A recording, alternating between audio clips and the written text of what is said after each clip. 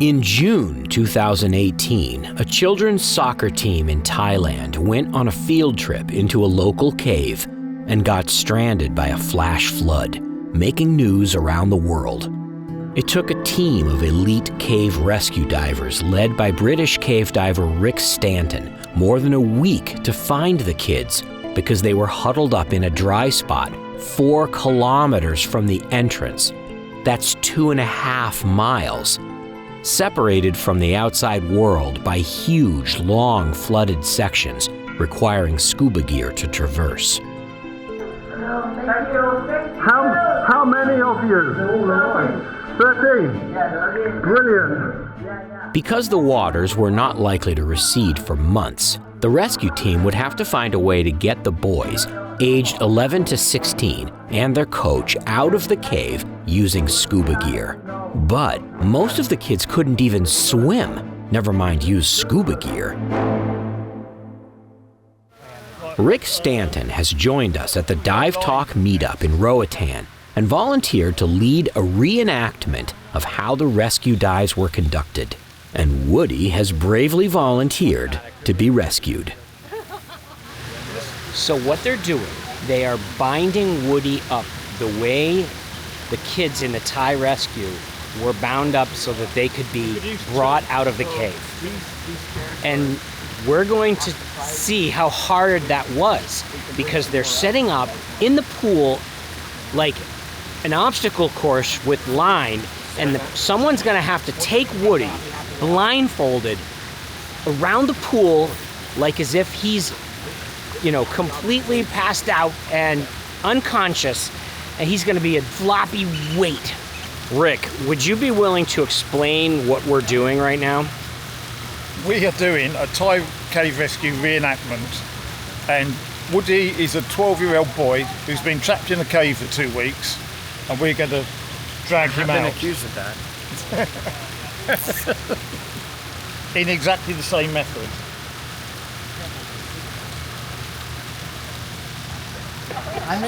They don't need to be right. That's it. That's more like it. So, yeah. Now, the only thing about this is this safe? By the way, my rescue's no. We're not going to actually drown Woody. It's completely perilous. Hold on. As you can see, Woody has been bound. In the Thai cave rescue, they had to bind the children's arms and legs so they wouldn't be flailing and getting stuck on stuff. So they bound them up, and they anesthetized them so they wouldn't freak out, and then they brought them out with full face masks, and it took hours to get them out, each kid. Rick, can you explain to me the mask that you're using? Well, this isn't the mask we use. This is just a regular full face mask. But during the rescue, we had a positive pressure so that it won't leak. If you dislodge it, the air goes out rather than water goes in. But here, they do use a lot more gas, and we haven't got one, so we'll make do with this. Cool. But obviously, a regulator isn't held in your mouth. So a full face mask with a spider holds the whole thing close to your face. I'm going to be unconscious. That's what's amazing. These kids, and they supposedly the kids they don't remember any of it. The only thing they remembered is I woke up in the hospital. Can you imagine? They went through all of that. So it was brilliant that they thought to basically, anesthetize them, and no problem. But they had positive pressure and were breathing. It's just unbelievable. The whole thing had to work perfectly to work, and it all worked. That's what I think is remarkable. Can you tell me about this harness? No, I can't, because I stole it from the Thai SEALs. What are they going to do? However, this is a very similar harness to what the one we used. It's a military special forces points scale, like the old-fashioned Fenzi, if you recall them. So we just modified the straps to make a handle and to make it smaller because they were young adults, and we put a crotch strap on it. You see, Carl? We might as well dress you, aren't we? Are we going to dress? Do I say like this when you dress me? So you have to go over your head, then arms through here and there. Yeah.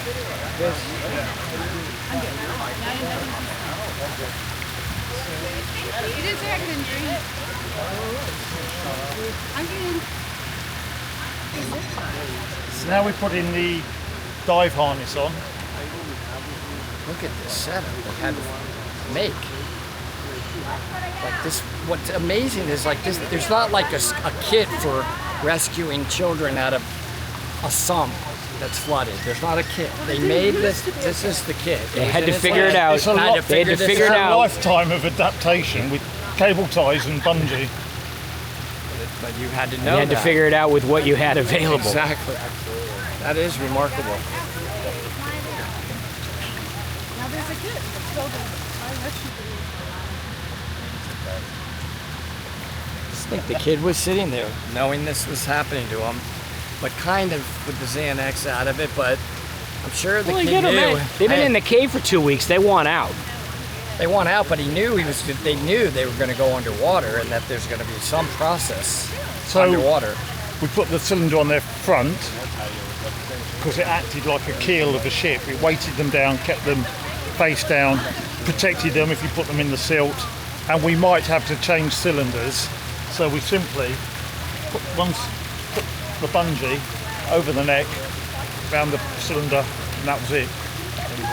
That's the harness. That's the whole That's thing. the harness, that's the dive harness. Can I ask you one other question? They didn't have anything this nice. No, they didn't have any colourful socks. I think that They adds did, to something be the rest. It would have made it better if they did. More stylistic, at least. It's nice. We'll do this right at the end, wouldn't we? You've heard of back mount and side mount. This is front bungee mount. It could be a whole new fad in It's diving. called the Stanton. Stanton I'm mount. into Stanton.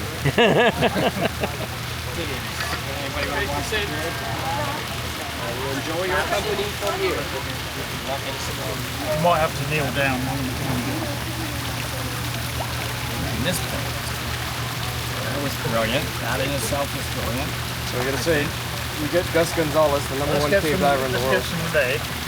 Absolutely brilliant. I mean, think about this. This is awesome. My daughter knows.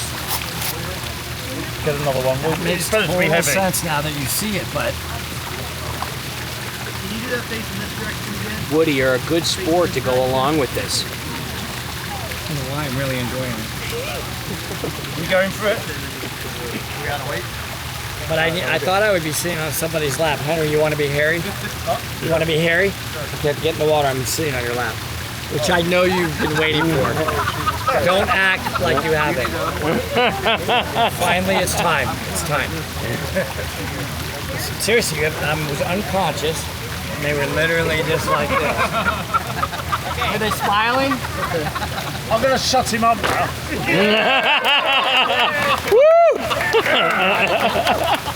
Hold on, let me get the roofings. I forgot the roofing. Wait, what's going on here? So Henry is one of the rescuers. He's holding the kid who's being rescued. You're blocking the light. Nobody said the rescue went perfect. And Rick is making it quiet. That's a good picture of Woody. Okay. Somebody give him the Xanax now. No, Xanax. Oh, roofie.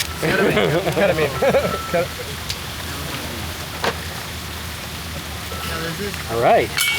All right, we're almost done here. And now gonna bind his legs.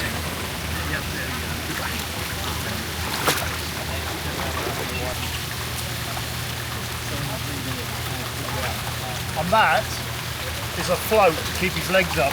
Oh, that's smart. No way. Yeah. Talk about some clever That's engineering on the ingenious. fly. Nice. That was the second day. We were taking, the water was so polluted, we had to bring our own drink. Wow. And I had an empty drink bottle. I thought, that's where it's going. That's it. Well, roll him over. Roll him over? Yeah. So now, Rick, are you going to demonstrate how this is done? I'm not swimming, am I? No. Oh, okay. Is this part of the stimulation? Yeah, that's it. All right. Now we get him a bit boiling. Is it That's terrifying. I don't want him to die before I arrest him, man. He can die while I arrest him. That will be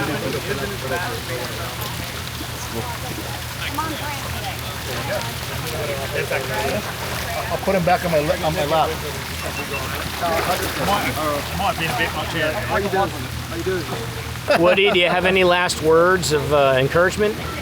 No, in all seriousness, when they turned me upside down, right, and I'm just floating, it really is it's a natural position at that point. So I think it made sense. Like the child is going to stay like that. It's not uncomfortable. This is uncomfortable. But being on Henry's lap. Well, that also. It's uncomfortable to watch. Now the child being rescued has been sedated, gently bound into a streamlined package with a handle on the back that the rescuers can use to swim the child out of the cave. Gus will swim Woody down the pool lazy river to the far end of the pool, where they will reenact giving a second dose of sedative to the rescue victim.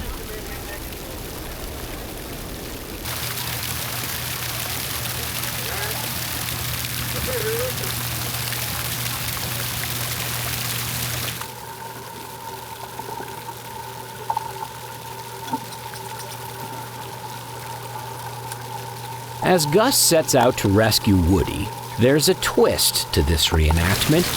So it's interesting to point out that right now Gus is taking Woody through this obstacle course, but he can't see. His mask is blacked out, and the reason is because in the real rescue, the visibility was 0.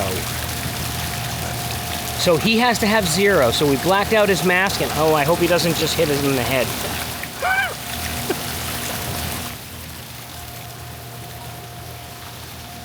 Rick keeps an eye to be sure everything is okay.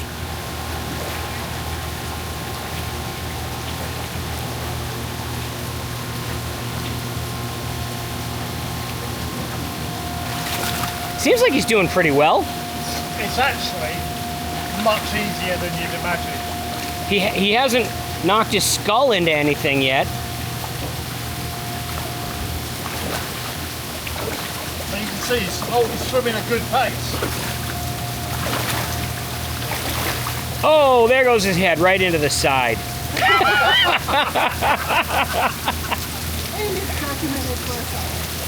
At the waterfall, Gus stops to give Woody the second simulated injection of sedative, because the actual trip out of the cave took over 4 hours, and 1 dose was not enough.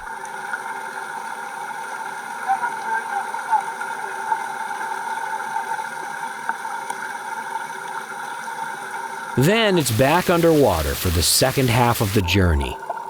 Here you can see Gus's mask with tape over it so he can't see, and he has to do this by feel.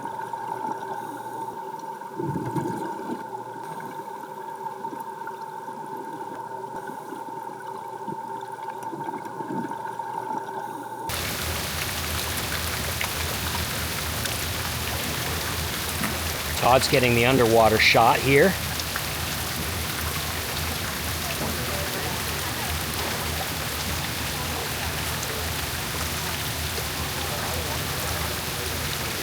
Now in the real rescue, he wouldn't be following the wall of the pool, he'd be following a cave line in a very high flow situation with 0 viz. Gus is kind of making this look easy.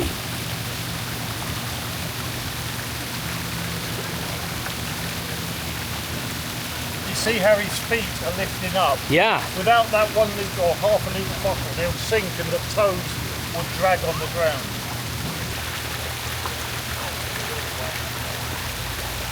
Yay, you saved him! Woo! Oh, he's not there yet. Tell me your impressions of that. That was interesting. I mean, it's interesting that it's so hard and I'm just in a pool with no current, perfect weather. Amazing. I cannot imagine what that would look like to do that in a cave with formations where you can get stuck and with current and having to pull a line at the same time, I just had my hand up front to make sure I wasn't gonna smash into anything. And I still feel that I smashed a couple times. So what these guys did is very, very impressive.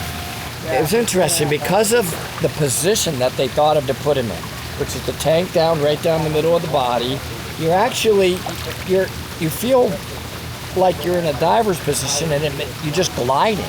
It's not hard, like I'm not feeling uncomfortable as the victim. And I was completely limp. I just let myself go. Now every once in a while I'd feel myself rolling, but it was pretty easy for them, was it you? They had to just turn me and level me straight. And then obviously they had to protect the head. I could tell Gus was on one side to try to make sure my head wouldn't bump into anything. I'm pretty sure he consciously was doing that. Because the kids didn't have helmets, right? They didn't have a helmet because if you knocked the helmet, there'd be a follow-on effect of knocking the mask. They had a hood, and inside the hood we just had some foam padding, like an inch of foam padding, just as a bump guard. So you didn't get a bump guard. Did he bump you at all into the wall? No. You done good. You saved Woody. This is an epic moment. Yeah, I know exactly what these guys went through now. I have to be honest, the whole experiment was so fascinating, I really wanted to try it myself. So Rick is suiting me up to be the victim, and Todd will be my rescuer. He's gonna take care of you. Now I'm ready. This is my helmet.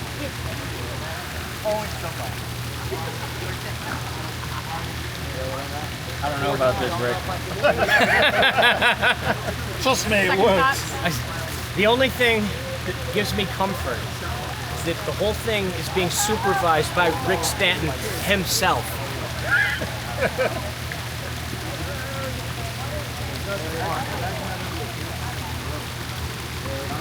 Can I come into the lap? Yeah, Here we go. Want to tie you up on the water? And they made a bungee in the middle, so they could slide the tank down the middle. The bungee and Put a bottle on your legs. Tie you up on the water? I think it's gonna be really tight. To me, the worst part was the ankle. That is so tight. And even then, So now I'm hurt. My hood might be a problem. his was totally, you were totally intense. His like was Yeah, thin. I guess the wetsuit really helped. And Whereas also my legs the are. bottle. The there we go. I'm talking out a hole in my mouth. Anybody got a jug? Okay. Yes, you can, yeah. We're going to roll you upside down and tie your hands. It feels better once you're there. As a scuba diver, I don't find this objectionable. But I'm willing to bet that a kid who can't even swim would find this terrifying. So I completely understand why it was critical to sedate the children. So now Todd has the blacked out mask and he begins his journey across the pool. Unfortunately, he did not start close to the wall, so he has no hand on the simulated guideline and he's swimming blind, illustrating just how dangerous this would be if a rescuer lost the line. But at least he's protecting my head.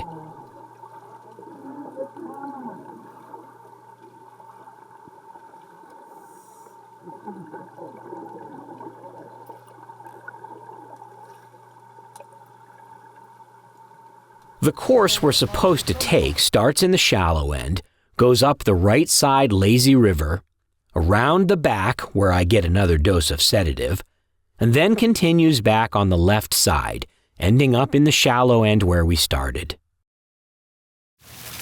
But because Todd is swimming in the blind, he misses the entrance to the lazy river on the right. He's found the wall, but it's the wrong wall.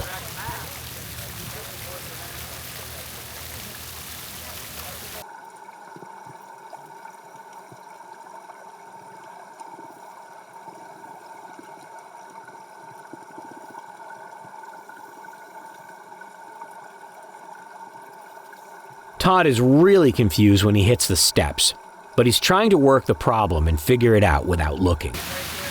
He can hear the sound of the waterfall, so he knows he's close.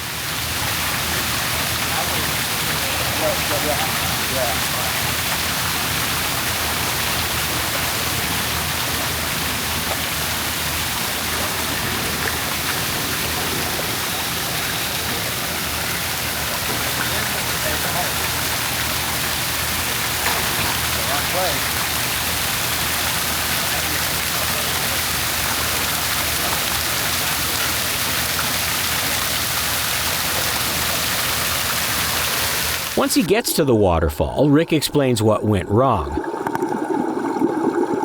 Todd gives me the simulated injection so he can finish the drill, even though technically we're lost. The funny part is that because my mask is not blacked out, I also know what went wrong because I watched it happen.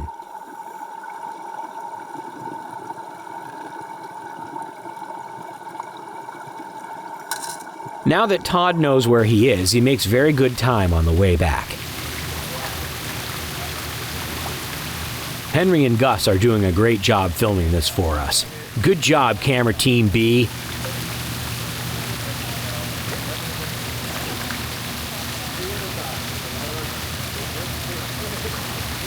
Todd has good trim, he's protecting my head and moving right along.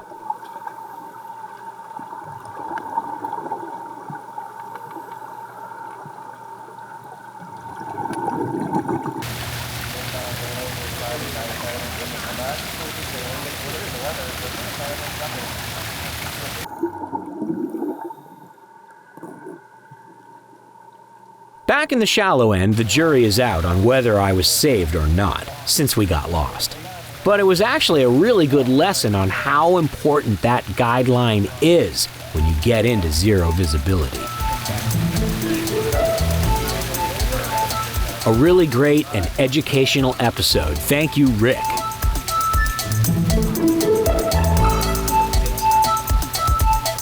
Hey everyone, thanks for watching our latest episode all the way to the end. You're crazy if you don't subscribe. Hit that subscribe button now so you won't miss our next episode.